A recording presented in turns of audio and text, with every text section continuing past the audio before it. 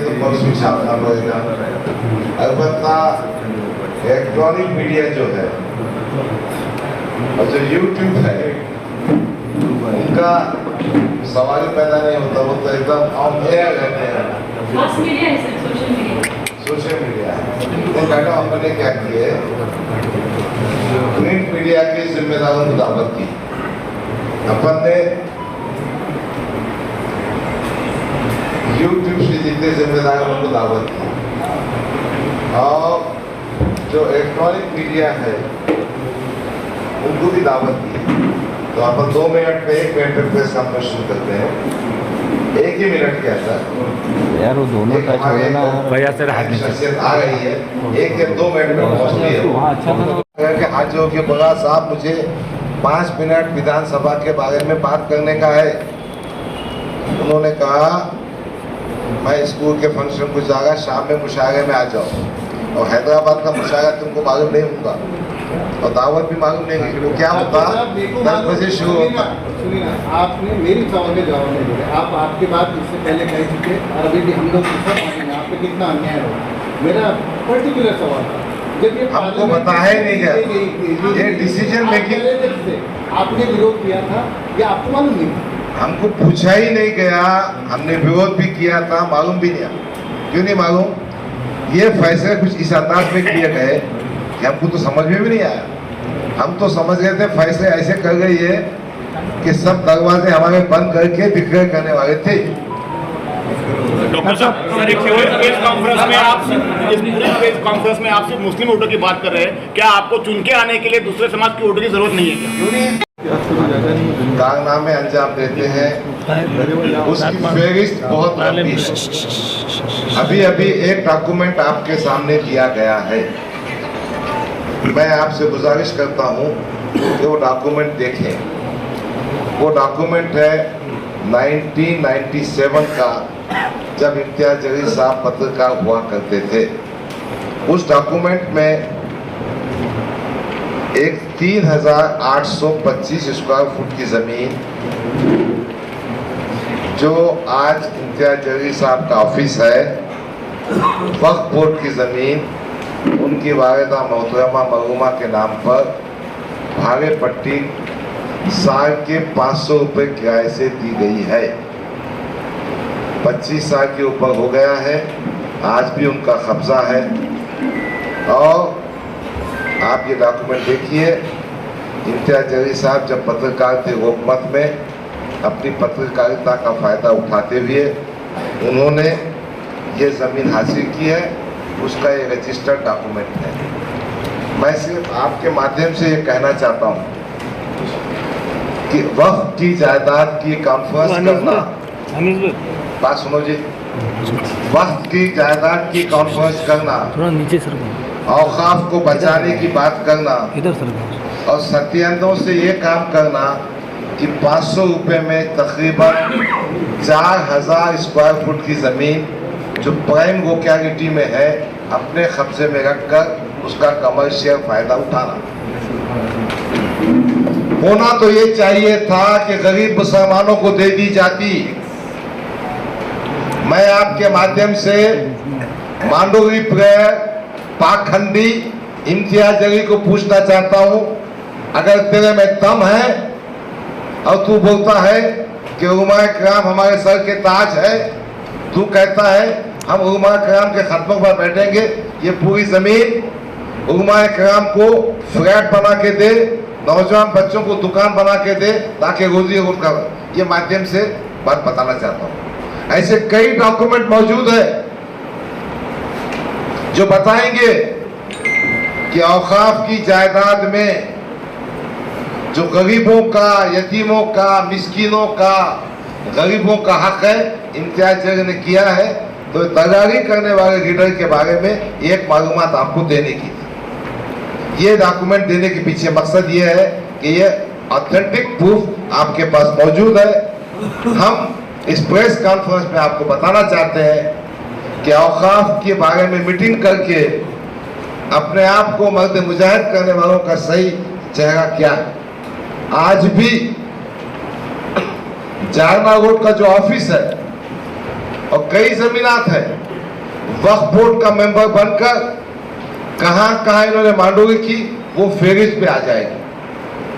दूसरी बात, मैंने कागज साथ में लाया हूं, उसकी कॉपी दे नहीं सकता, मैं बताता हूं, ये तो मैंने प्रिंट आउट नहीं निकाला है।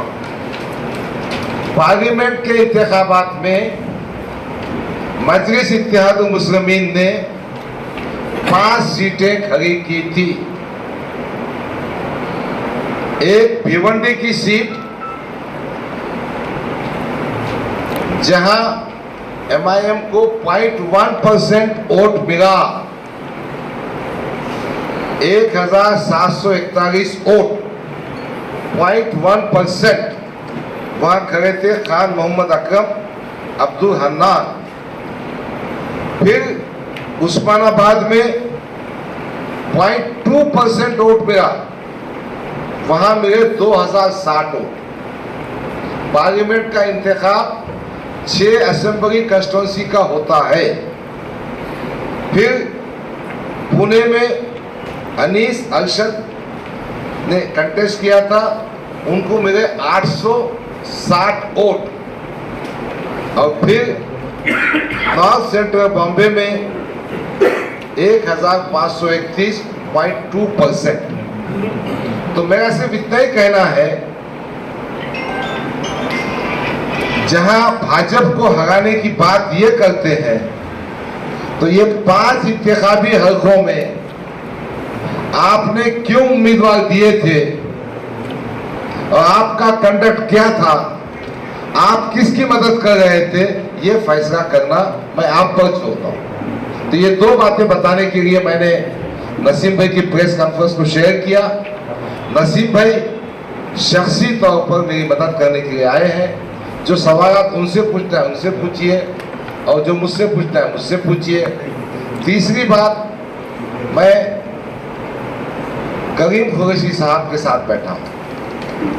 मैं आपको ये बताना चाहता हूं, मेरा भाई करीम कुरैशी, उनके बड़े भाई हबीब कुरैशी साहब फिलहाल आउट ऑफ स्टेशन है।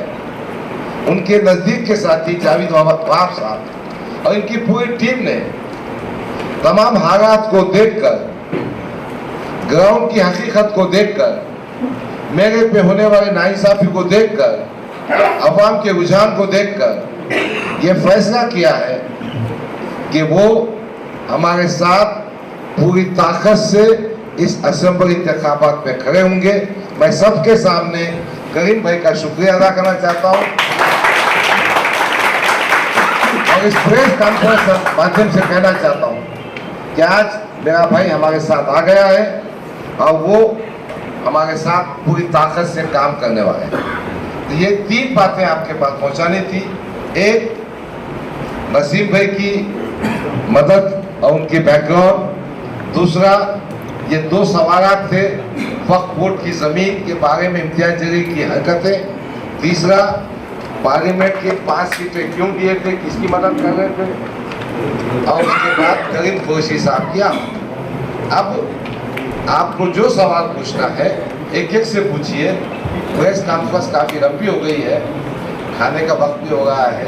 सलाम है, और आज मैं यहाँ पर बैठा हूँ तो मैं किसी पार्टी की तायद करने की नहीं आया, ना ही मैं समाजवादी पार्टी ज्वाइन करने के लिए आया।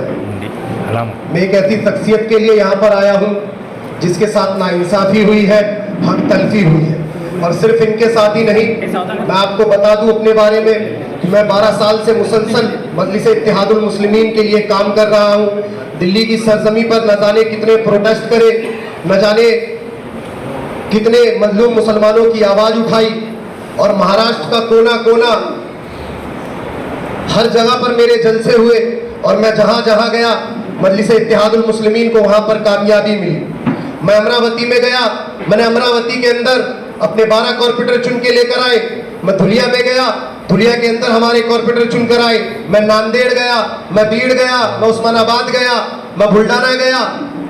उसके अलावा उत्तर प्रदेश के कोने कोने में, बिहार में, हिंदुस्तान के हर कोने कोने में जाकर मजलिस की आवाज उठाई, और अल्हम्दुलिल्लाह अवाम मेरी बात को समझ रही थी और लोगों की मोहब्बत बेपनाह मिल रही थी। लेकिन आज मैं यहाँ पर बैठा हूँ तो मैं किस लिए बैठा हूं? ये तमाम चीजें मेरे सोशल मीडिया अकाउंट पर मौजूद है।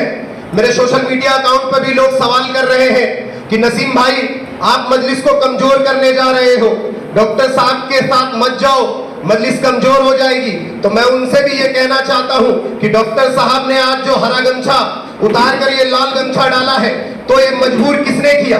आखिर मजबूरी, इन हालातों का जिम्मेदार कौन है? तो ये सिलसिला चलता रहा और मैं तमाम जगह पर मजलिस का पैगाम लेकर पहुंचा।